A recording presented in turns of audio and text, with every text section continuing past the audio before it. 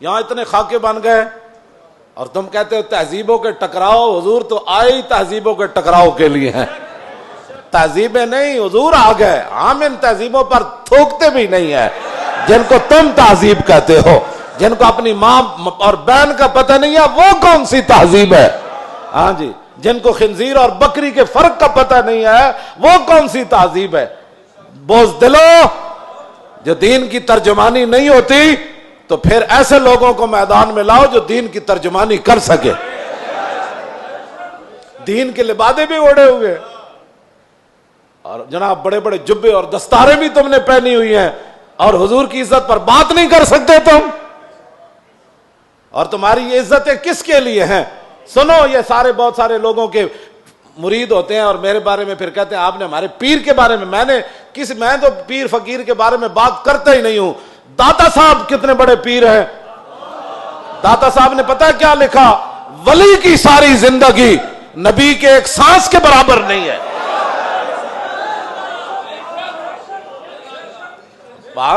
صرف نبی کے بعد امام الانبیاء کے تو خلق سے اولیاء. یہ داتا صاحب کشف المعجوب لکھی گل ہن گل کرو تسی.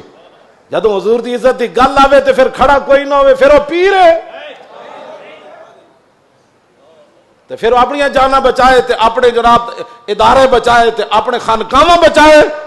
رسول اللہ کی تو سانس کی بھی کروڑوں حصے کرو نا پھر بھی اس کی ساری زندگی اس کے برابر نہیں ہو سکتی.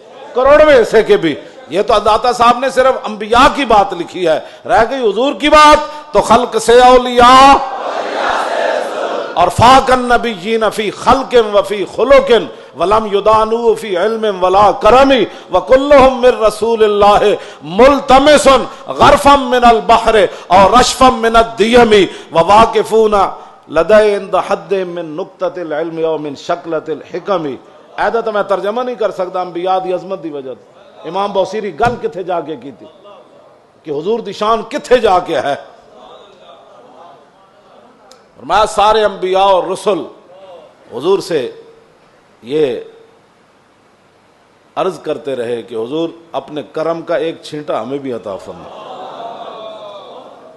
وَكُلُّهُم مِّن رَّسُولِ اللَّهِ مُلْتَمِسٌ غَرْفًا مِّنَ الْبَحْرِ اور رَشْفًا مِّنَ الدِّيَمِ. یا اپنے سمندر سے ہمیں ایک چلو عطا فرما دو. اے لفظ اے شیر ہوندا نا دائیں بائیں تے حضور نے تو سنیا سی بوسیری نو چادر دیتی. جے دے وچ کوئی گل ہوندی تے حضور نے فرمانا سی بوسیری شیر کٹ دے. تمہیں مقام رسول کا پتہ ہی نہیں ہے. باتیں لوگوں کو اگر مگر کی کرتے ہو. اگر مگر سے ناموس رسالت پر پیرا تھوڑا ہونا ہے.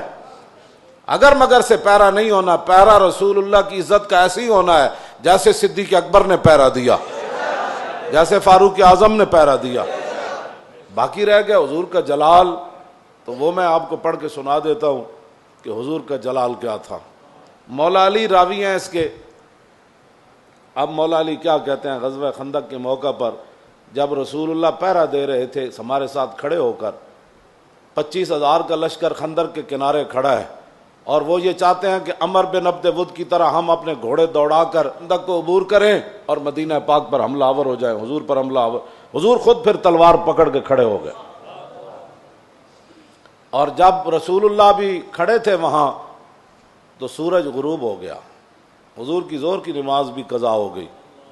جب عصر کی نماز قضا ہو گئی تو محبوب, یہ بھی حضور کی رحمت للعالمین بھی ہے, یہ بھی خلق عظیم ہے. تم نے کون سا خلق عظیم کی مثالیں دیتے ہو؟ مائی کوڑا پھینکتی تھی اور تم یہ باتیں لوگوں کو سکھاتے ہو فلاں کو معاف کر دیا. وہ حضور کا اپنا حق تھا, معاف کیا. امتی کو حق نہیں بنتا کہ وہ حضور کی طرف سے خود منصف بن کے لوگوں کو معاف کرتا رہے. یہ قیامت کو فیصلے ہوں گے کہ رسول اللہ نے کس کو معاف کیا اور کس کو معاف نہیں فرمایا. ہم کون ہوتے ہیں حضور کے حق معاف کرنے والے؟ اب جب سورج غروب ہو گیا تو ذرا سنیں حضور کا دعائے جلال کیا تھی. یہ میں اس لیے سامنے پڑھ رہا ہوں تاکہ لوگوں کو پتہ چلے کہ بھائی جو ہم باتیں کرتے ہیں نا وہ غیرت والی باتیں لوگوں کو ہضم کیوں نہیں ہوتی. وہ چاہتے ہیں کہ فرانس حضور کے خاکے بھی بنائے اور ہم مذمت کر کے فارغ ہو جائیں, اور ان کے اندر اتنی غیرت ہو کہ ان کے صدر کے خلاف بات ہو تو وہ اپنا سفیر واپس بلا لیں. عالم تسا کی حضور دا کلمہ پڑھیا او 55 ملک ہو یا 56 ملک ہو، ایدا ایک جواب دیو تسا رسول اللہ دا کی کلمہ پڑھیا؟ صرف انہیں اتنی گل کی تھی صدر دا دماغ خراب ہے، یہ صدر دا دماغ خراب ہے۔ اردگان اے گل کی تھی، انہوں نے غیرت آئی، انہوں نے اپنا سفیر بلا لیا تے رسول اللہ تے گھر دے بھی انہوں نے خاکے بنائے۔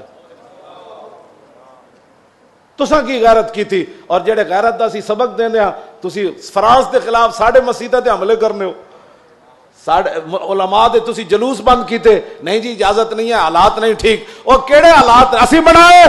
تساں بنائے حالات خراب، تساں یہود و نصارہ دی ایجنٹی کیتی، تساں چوڑی بار بھیجی اور تساں چوڑی بار بھیجی، اور پھر تم نے اس پر فخر بھی کیا، تم نے اس پر فخر بھی کیا۔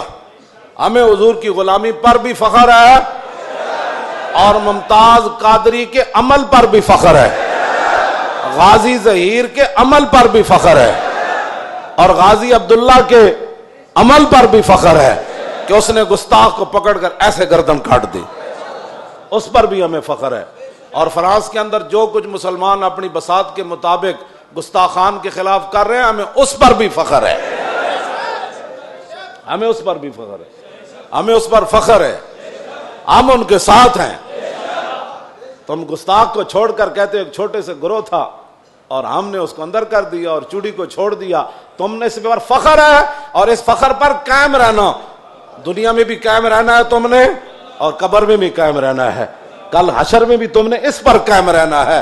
اور ہم دنیا میں بھی قائم کھڑے ہیں کہ ممتاز قادری کے ساتھ کھڑے ہیں، ہم تمام غازیان اسلام کے ساتھ کھڑے ہیں، ہاں جی تمام محافظان ناموس رسالت کے ساتھ کھڑے ہیں، ہم اس پر فخر ہے، اور ہم کل قبر کے اندر بھی ہمیں اس پر فخر ہے، اور کل قیامت والے دن تو پھر بات ہی رسول اللہ کی ہے۔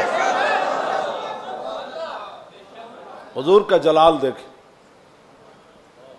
حضور کا جلال دیکھیں، حضور نے کیا فرمایا جب سورج غروب ہو گیا تو انا علی، مولا علی کہتے ہیں ان رسول اللہ صلی اللہ علیہ وسلم قال یوم الخندق ملا اللہ بیوتہم وقبورہم نارا کما شغلونی عن الصلاۃ الوسطی حتی غابت الشمس۔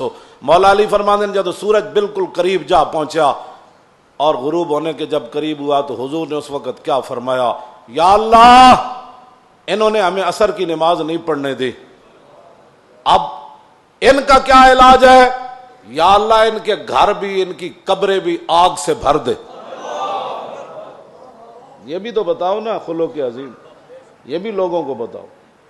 کہتے حضور نے یہ جملہ فرمایا ادھر سورج غروب ہو گئے، تو یہ بھی بتاؤ کہ رسول اللہ نے کیا بات فرمائی پھر اس موقع پر۔ یہ تم نے حدیثیں سنائی ہوتی نا تو کسی کافر کی جرت نہیں تھی کہ وہ حضور کے بارے میں بات کرتا۔